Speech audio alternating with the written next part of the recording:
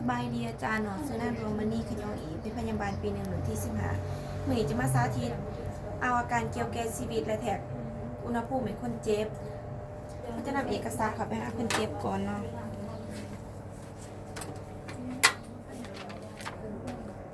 สบายดีเอื่อยหนอซื้อนางดวงมณีขยองอีเดือเป็นพยาบาลโรงพยาบาลวิกตึงนี่เลยซื้อยังดีโดยอยู่บ้านไหนเมื่อเช่นจะประสานเนาะเมื่อนี้น้องจะมาเอาอาการเกี่ยวแก่ชีวิตที่เอื่อยเด้อที่ว่าแถกตันทรงเนาะและน้องจะมาแถกอุณหภูมิเอื่อยมันบ่เจ็บเนาะบ่ให้เอื่อยยากเนาะ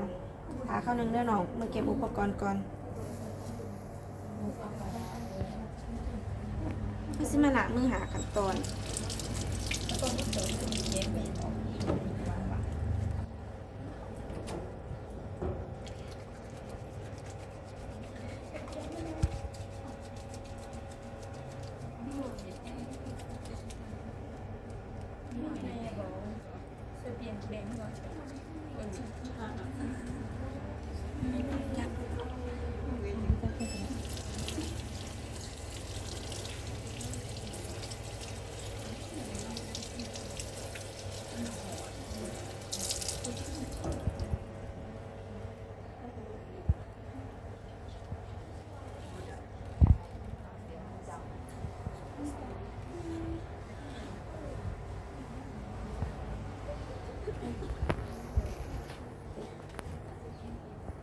อุปกรณ์ของเรามีบวยมีแปรงเสิร์ฟมีซัมนี่กับซัมนี่แห้งซัมนี่เปียกมีสาหมักทัวมีสเตตันสูงมีบาหลอดมีผ้าถาด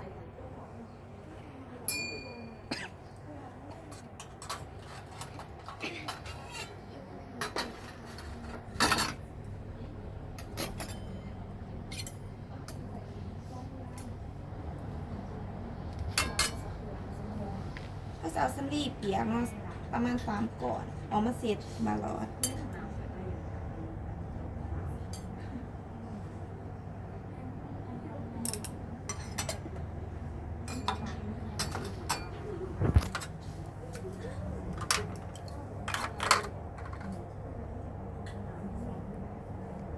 ก็จะเสร็จบาหลอดแต่หัวลงหากดเนาะ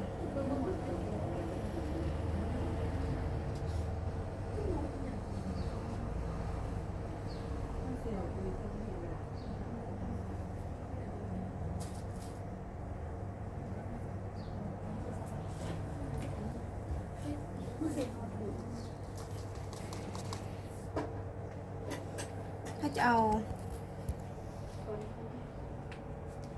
ชีสูมาซับรักแหกคุณเจ็บข้ออนุญาตเดือด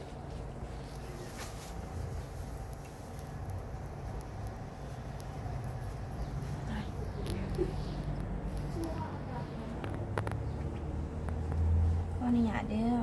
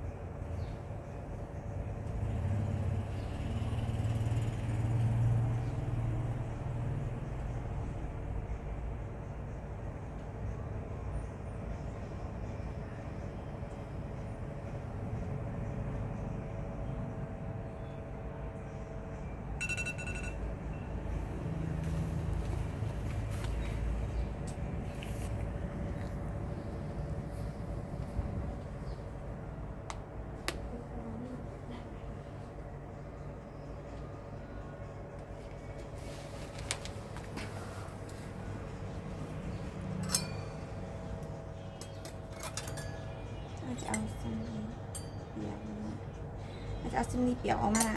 เสร็จสเตตต่างส่วน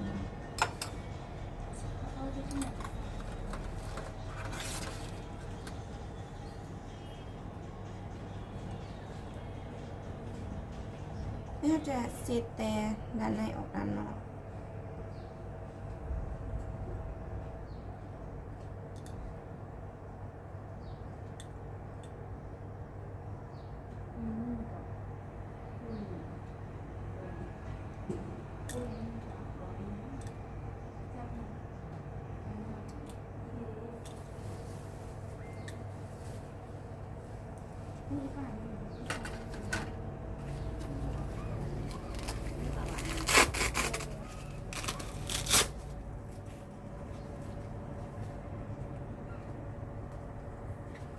คนนี้ดื้ออะ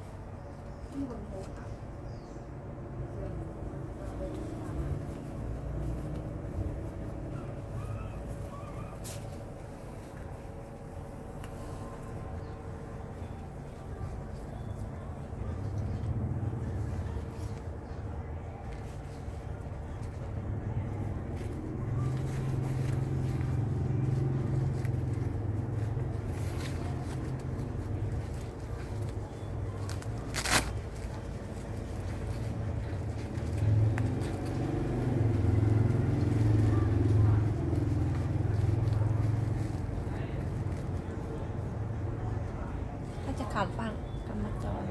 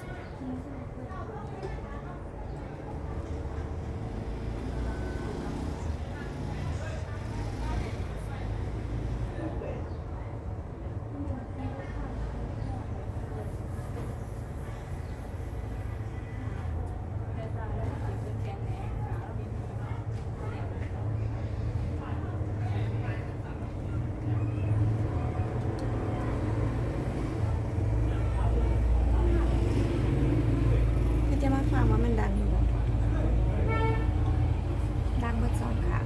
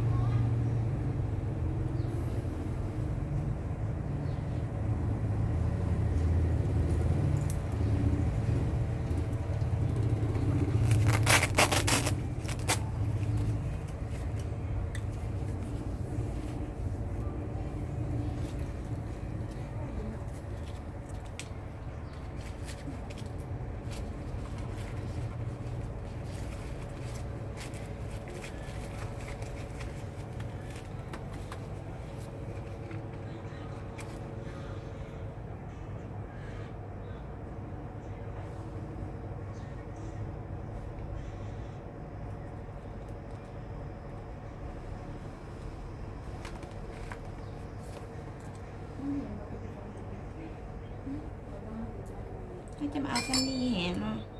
มาเสร็จสเตตังทรง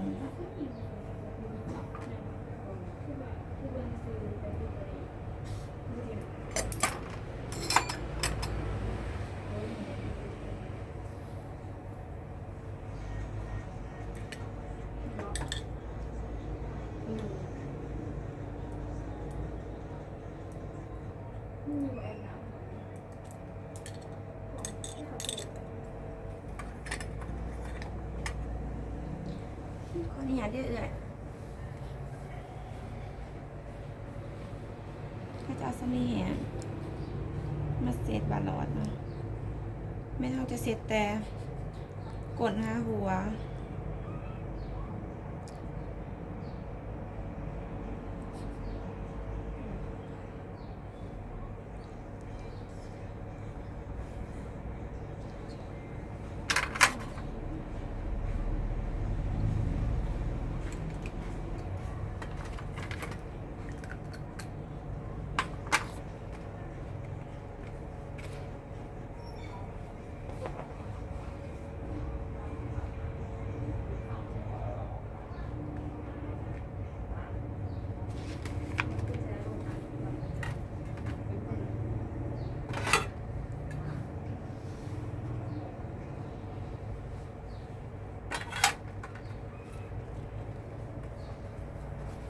กำมาจอดเหนื่อยแมน69เทือเนาะแมนเต้น69เทือต่อ1 นาทีแมนปกติเด้อการหายใจแมน20เทือ22เทือต่อ1 นาทีเนาะปกติความดันแมน70ทับ110ปกติอุณหภูมิ37ปกติมื้อน้อยนอนพักผ่อนหลายๆเด้อ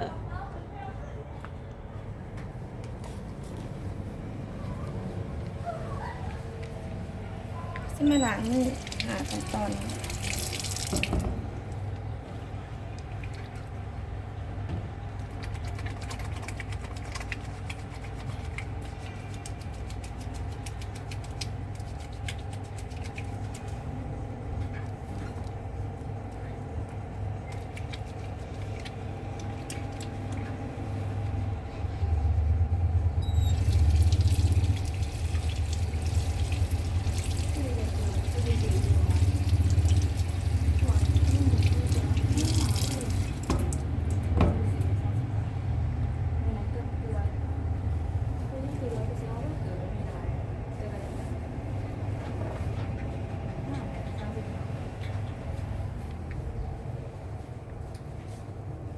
เขาสิมาจดบันทึก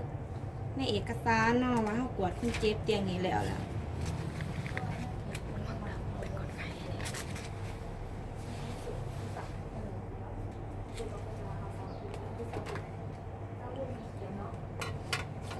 การสาธิตเอาอาการชีวิตของคนเจ็บกระจบลงเพียงเท่านี้เนาะขอขอบใจ